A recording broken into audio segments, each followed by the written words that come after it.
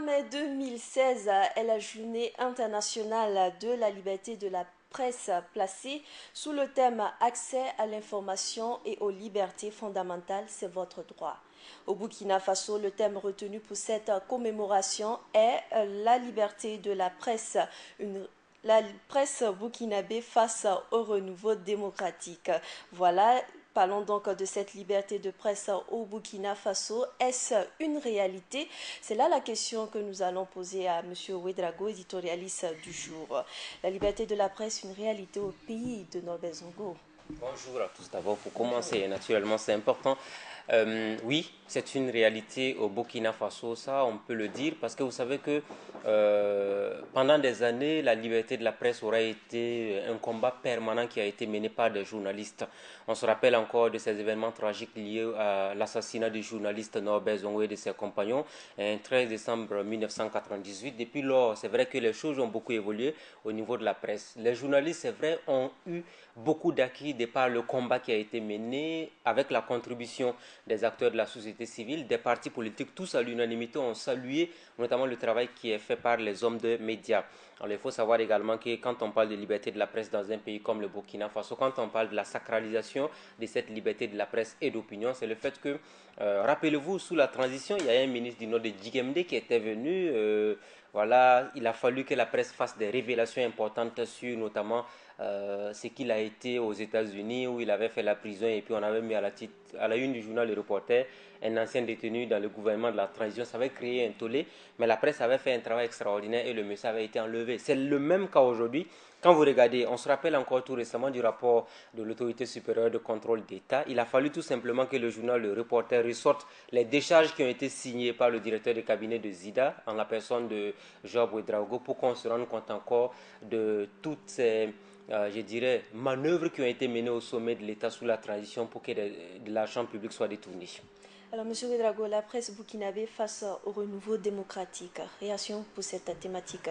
Alors, c'est un thème d'actualité. Vous savez que le Burkina Faso a vécu ces 2 dernières années des moments exceptionnels. On parlera d'abord de la presse burkinabé qui a eu une contribution extraordinaire. Ça, je peux le dire, le réaffirmer, le dire avec, je dirais, à haute et intelligible voix, parce qu'il a fallu que les journalistes burkinabés également prennent position à un moment donné de l'histoire de notre nation pour que la population puisse être sensibilisée sur notamment les méfaits de la modification de l'article 37 de la Constitution. Il a fallu également que les journalistes également fassent de l'information au quotidien pour dire, je dirais également, les méfaits de la mise en place de ce qu'on pourrait appeler le Sénat. Il a fallu également que les journalistes jouent un rôle cardinal pour qu'on puisse savoir effectivement que on ne pouvait pas mettre en place donc des putschistes au pouvoir après le coup d'État de septembre 2015. Donc l'un dans l'autre, maintenant qu'on a dépassé l'étape de la modification de l'article 37 avec l'article 37 qui fait partie aujourd'hui des articles intangibles de la Constitution, maintenant qu'on a dépassé également l'autre élément majeur qui était la période transitoire et également le coup d'État manqué, nous sommes dans un contexte de renouveau démocratique. Alors, quelle doit être l'attitude du journaliste? Que doit faire le journaliste dans ce contexte-là? Je pense que ça ne change pas fondamentalement le rôle des hommes et des femmes de médias.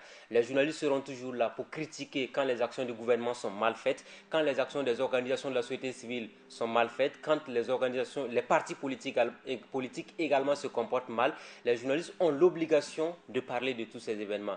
Mais également, le journaliste, ce n'est pas un opposant. Malheureusement, c'est ce que certains croient. Il y en a qui pensent que quand on dit que vous êtes un bon journaliste, c'est parce que vous passez tout votre temps à dépeindre tout en noir dans un pays. Non, ce n'est pas le travail d'un journaliste. Quand c'est bon, le journaliste dit que c'est bon. Et quand ce n'est pas bon aussi, c'est le rôle du journaliste de dire que ce n'est pas bon. Et c'est l'occasion ici également pour nous de dire tout simplement que il faut que les gens arrivent à comprendre les hommes des médias. Il y en a qui pensent que quand on est journaliste là, on vous dira que vous êtes un bon journaliste quand vous allez sortir tous les jours pour dire que le Burkina n'avance pas. Le Burkina a des dirigeants corrompus. Le Burkina a des dirigeants qui ne font rien de bon. Mais quand un dirigeant fait un acte qui est bien, le minimum pour un journaliste, c'est de reconnaître que c'est bon. Quand ce n'est pas bon, il faut dénoncer, comme ce qu'on a dit la dernière fois, quand on va pour rencontrer des populations comme on appelle les Korluego et qu'en même temps, on est en train de faire une campagne électorale déguisée, nous disons que ce n'est pas bien parce que quand vous êtes ministre de la République, quand vous allez à la rencontre des personnes qui n'est pas dans la République, vous devez avoir un langage de vérité et non tenir un langage à la lumière des meetings politiques. Alors, M. Ouedraogo, on parle aujourd'hui de liberté de la presse. Que dit des relations dans notre pays entre le CSC et les médias? Là, c'est un autre problème. Le Conseil supérieur de la communication ces dernières années aura eu un comportement des plus regrettables possible parce que vous avez une institution de régulation des médias qui est là, qui travaille à nuire, je dirais peut-être à un moment donné, qui a travaillé à nuire à un moment donné, donc à la liberté même de la presse. Moi, je me rappelle de la suspension des émissions d'expression directe. En son temps, le CSC qui s'est comporté comme un enseignant carent qui tout simplement a un effectif avec des élèves récalcitrants. Et qu'est-ce qu'il fait? Il se lève, il sanctionne toute la classe pour dire il y a deux élèves qui ne sont pas à la hauteur de mes attentes, mais comme ces deux élèves ne me donnent pas satisfaction, qu'est-ce que j'ai fait? Je sanctionne toute la classe pour montrer que je ne suis pas content de tous les élèves. Et là, c'est ce que nous avons dénoncé à l'époque parce que suspendre les émissions d'expression directe qui auront contribué à l'avènement d'une véritable démocratie, il y a un problème. Rappelez-vous encore ces derniers temps du Conseil supérieur de la communication qui a eu des problèmes avec le journal L'événement. Le journal L'événement qui avait été sanctionné, l'événement qui allait en justice qui a obtenu gain de cause. On se rappelle également encore de l'affaire du vice-président Komboego où il y avait eu des tollés autour de sa personne. Il allait au niveau de la justice burkinabé, il a obtenu gain de cause. Quand vous voyez un peu la succession des différents événements au niveau du Conseil supérieur de la communication, on ne dira pas forcément qu'il faut faire disparaître impérativement l'institution, mais l'institution gagnerait aujourd'hui à revoir la copie. L'institution gagnerait aujourd'hui à travailler plutôt avec les médias, en collaboration avec les médias, que d'être dans une situation des plus problématiques où chaque fois vous avez des guéguerres entre les responsables du Conseil supérieur de la communication et les hommes et les femmes des médias, alors que malheureusement, ce sont des gens qui sont censés travailler ensemble. Et ce qui me fait souvent sourire quand on parle du Conseil supérieur de la communication, regardez la composition du collège, et ce sont que des anciens journalistes, des gens qui ont travaillé dans la presse avant de se retrouver dans une position préférentielle. Donc il faut qu'ils se rendent compte toujours qu'ils sont des journalistes avant d'être dans cette institution qu'on appelle le Conseil supérieur de la communication.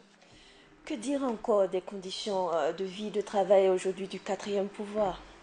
C'est pas un pouvoir consacré, hein. C'est un pouvoir sur le papier ou encore un pouvoir verbal qu'on a toujours tendance à attribuer aux hommes des médias. Alors, disons tout simplement qu'on a une convention collective qui est en application depuis 2006 au Burkina Faso, laquelle convention collective doit ou est censée donner de meilleures conditions de vie et de travail aux hommes et femmes des médias sur l'ensemble du territoire burkinabé. Malheureusement, ils sont nombreux les médias burkinabés qui n'arrivent pas à honorer les salaires des journalistes. Ils sont nombreux les médias burkinabés qui n'arrivent pas à donner du matériel de travail adéquat aux hommes et des femmes des médias. Il y a également la subvention de l'État burkinabé qui n'est pas totalement à la hauteur des hommes et des femmes des médias, même si on sait qu'il y a un fonds qui a été créé avec 700 millions de francs CFA. Il y a également la subvention qui sera donc donnée aux femmes et aux hommes des médias. Ça veut dire que c'est une quête permanente. La meilleure liberté d'expression qu'on puisse offrir à un journaliste, c'est de lui donner les conditions de vie et de travail meilleures. Et il n'y a pas de raison qu'il ne fasse pas du bon boulot. Monsieur Ouedraogo, est-ce que le nombre de médias dans un pays dénote l'état de la liberté de la presse? Ça, c'est déjà un bon signe pour la démocratie. Alors, avoir une floraison de médias, c'est une bonne chose. L'autre élément majeur, il ne suffit pas de créer des médias pour les créer. Beaucoup de journaux, beaucoup de radios, beaucoup de chaînes de télévision.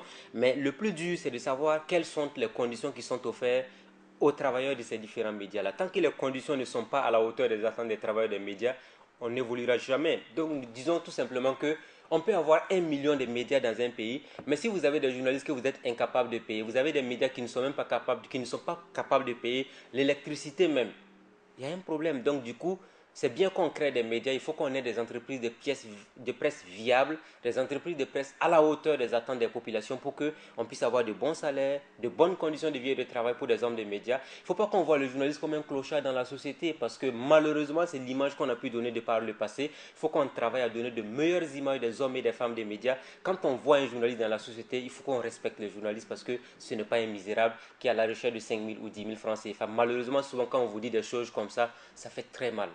Parlons à présent de la sécurité des hommes et des femmes de médias. On a vu l'exemple de Feu Norbert Zongo.